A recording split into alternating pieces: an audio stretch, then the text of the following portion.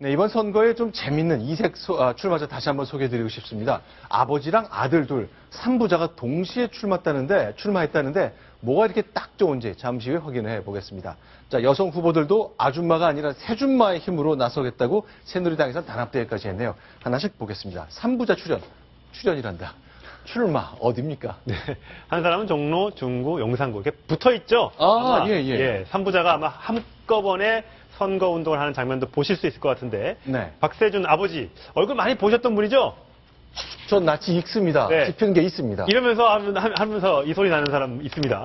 네. 광고 얘기를 광고기 볼까요? 제가 안 해도 나오시네요, 저렇게. 네. 저분입니다. 바이오 업체를 운영하시는 박세준 회장인데 저분이 혼자 나오는 것도 아니라 장남과 차남이 붙어 있는 중구와 용산구에 같이 출마하기로 결정을 했습니다.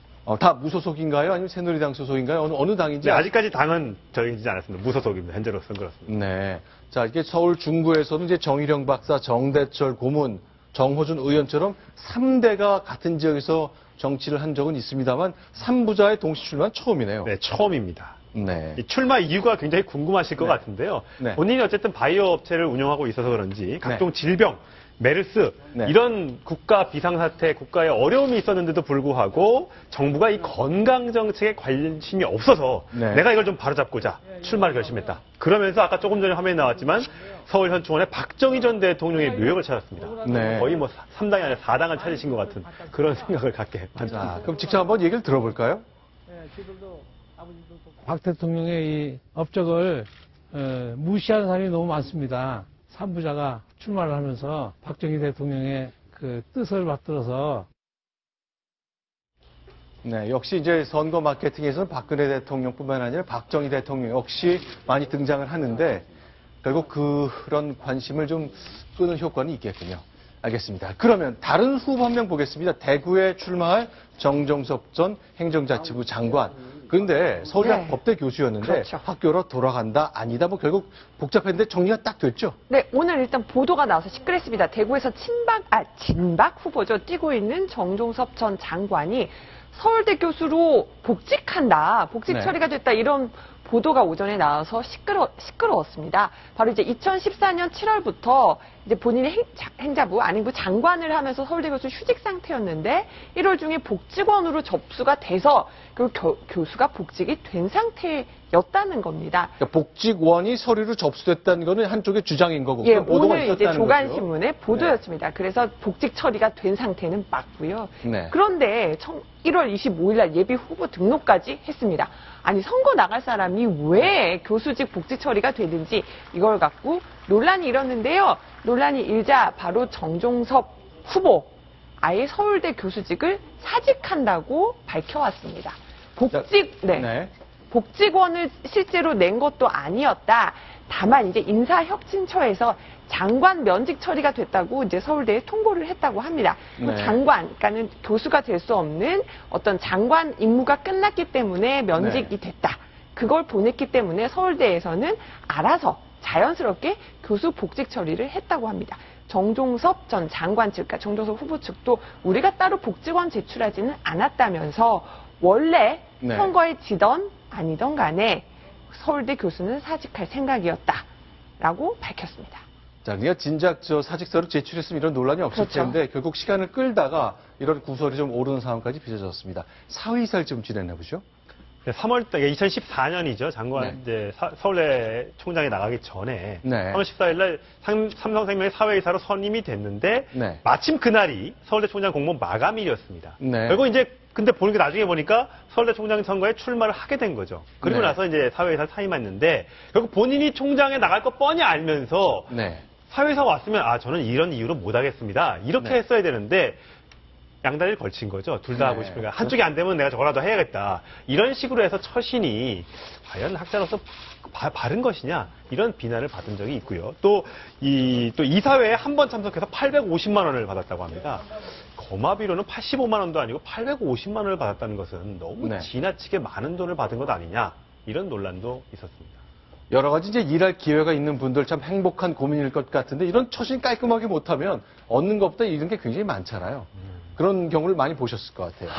그렇죠. 이제 하필 이분도 이제 복직 안 하기로 하셨다고 하지만 네. 국공대 교수들이 항상 정치 참여 문제로 문제가 되지 않습니까? 다른 네. 공무원들 다 안 되고 특히 교육 공무원들도 다 안 되는데 왜 교수들은 저렇게 나오는가 하면 공직선거법상 정치를 할 수 없는 사람들의 예외로 교수를 네. 두고 있습니다. 그래서 이게 헌법재판소까지 간 적이 있었어요. 왜 중고등학교 교사들을 못하게 하면서 교수들은 마음대로 해도 되냐. 중고등학교 선생님은 휴직하고 출마하는 것이 안 되는데. 예, 그렇죠. 왜 그게 가능하냐라고 했더니 네. 헌법재판소가 보니까 중고등학교 선생님들은 아직 어린 학생들을 가르치기 때문에 편향된 정치의식을 심어주면 안 되는데 대학생들 같은 경우는 다 성인이니까 그냥 교수들은 자기들의 견해를 얘기하더라도 자유로운 정치 토론장만 되니까 교수는 허용할 수 있다라는 결정도 있었습니다.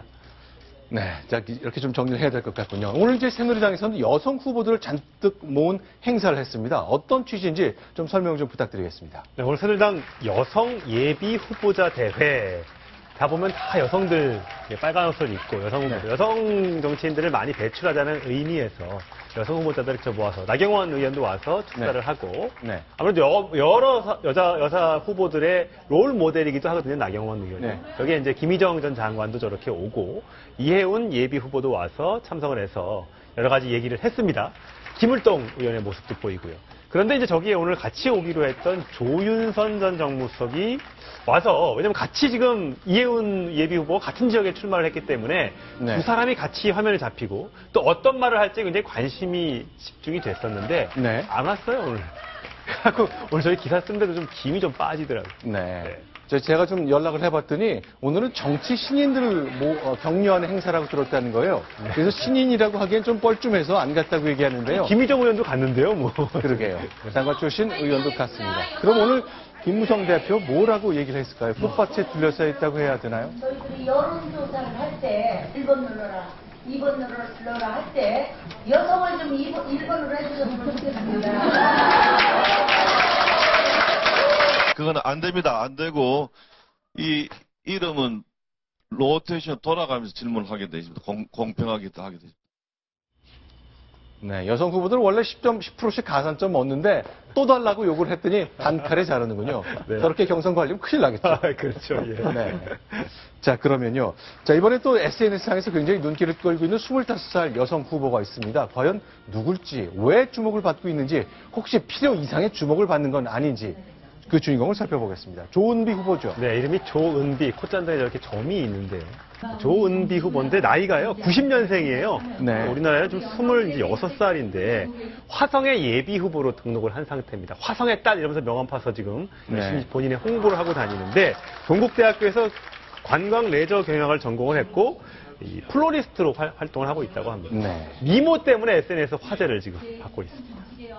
저 남성 후보들이나 이제 미모 때문에 너무 과한 미디어의 주목이라는 것 때문에 많은 분들이 좀 눈살을 찌푸리는 경우도 있는데 어쨌건 새로 등장한 시민이어서 눈길을 끌었다는 것 저희 간단하게 좀 소개를 드렸습니다. 그런데 이런 와중에 새누리당에서 좀 논란의 중심에 쓴 게 있습니다.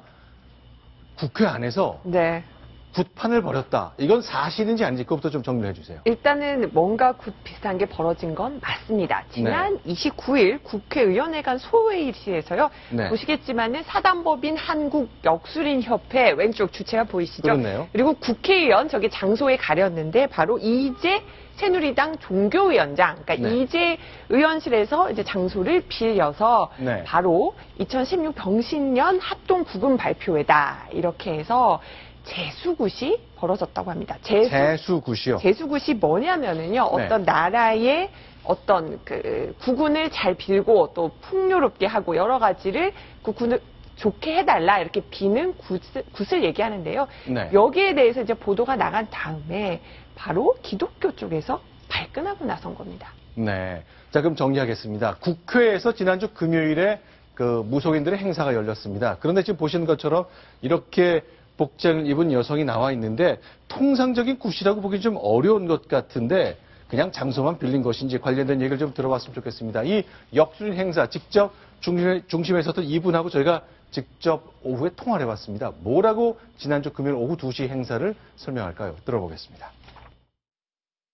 발표회를 하기 전에 발표회만 하면 밋밋하니까 1시간 동안 공연을 해달라 그래서 한 거예요. 명목이 재수굿이지 발표회 하면서 앞에 잠깐 굿을 접목시킨 거라고 보면 돼요. 음식을 준비는 했는데 음식물 반입 금지라 그래서 반입을 못했어요. 저는 의원이 빌려준 건지도 몰랐고 나중에 그 뉴스 보고 알았어요.